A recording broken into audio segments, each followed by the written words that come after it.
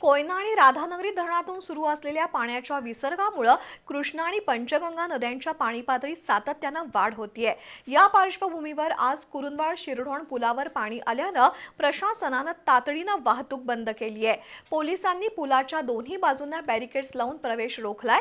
मात्र प्रशासनाच्या इशाऱ्याकडे दुर्लक्ष करत काही नागरिक जीव धोक्यात घालून पुलावरून दुचाकी आणि इतर वाहनं घेऊन जात असल्याचं चित्र आहे।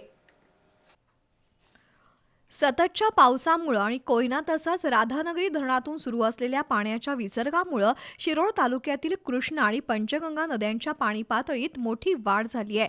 परिणामी तेरवाड, राजापूर आणि शिरोळ इथले बंधारे अजूनही पाण्याखाली आहेत।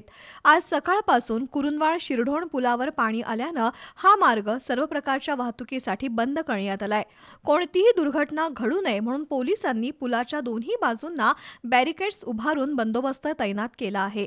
तरीही काही नागरिक धोका पत्करून पुलावरून दुचाकी आणि इतर वाहनं घेऊन जात असल्याचं दिसून येतंय। प्रशासनानं वारंवार आवाहन करूनही अशा प्रकारे नियमांचं उल्लंघन होत असल्यानं अपघाताचा धोका वाढला आहे।